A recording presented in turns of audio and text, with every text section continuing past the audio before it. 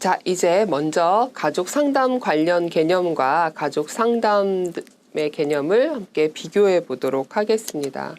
지금 여러분들이 화면에서 보시는 것과 같이 집단 상담과 가족 상담이 어떻게 차이가 있는지를 함께 보실 텐데요.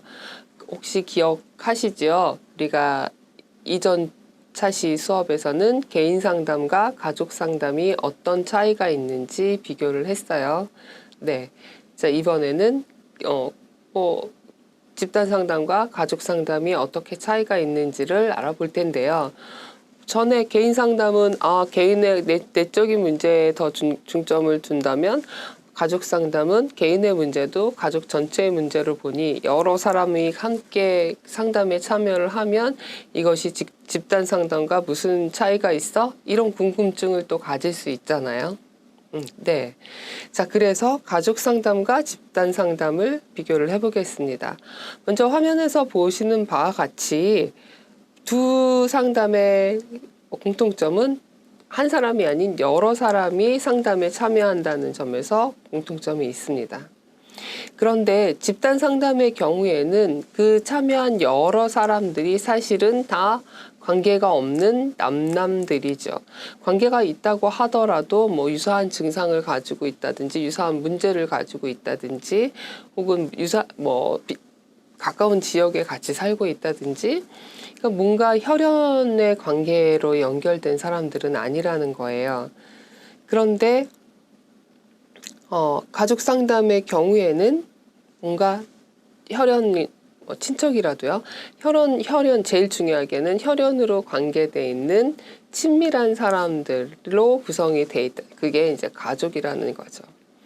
그리고 뭔가 이 문제를 이제 어떤 개인의 문제를 공유하는 데 있어서도 훨씬 그냥 모르는 남들끼리 모여져 있는 집단 상담의 경우에 비해서 훨씬 더 잘 알고 있고 또 관련도도 높은 관련도를 가지고 있겠죠.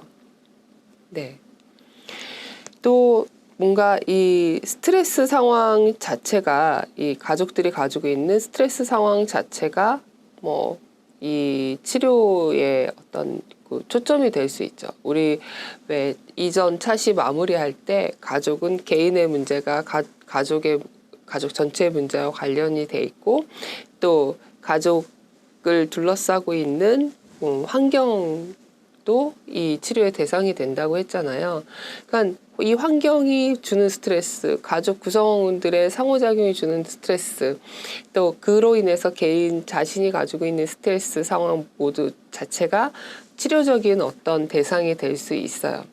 그런 반면에 집단 상담에서는 뭔가 개개인들은 뭐 독립돼 있고 뭐 어떤 그 가족이라든지 상하 관계라든지 뭐 이런 관계로 구성된 사람들은 아니면 또 공동의 스트레스가 있을 수도 있지만 사실은 그 스트레스를 주는 이런 환경이나 뭐 이런 문제가 여기에서 다루어지는 게 아니라 개개인들의 문제들이 뭐 유사성을 가지고 있는 유사한 문제들을 집단 안에서 뭐 다른 사람의 사례라든지 다른 사람의 어떤 경험이라든지 이걸 통해서 공감을 하는 가운데 이 문제들을 접근해 나가는 점에서는 가족 상담하고는 차이가 있는 거죠.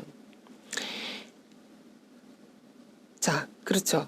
그래서 여기서 마지막 줄에 보시면은 집단 상담과 달리 구성원들 간의 권력과 지위가 동등하지 않은 게 가족 상담과의 차이입니다.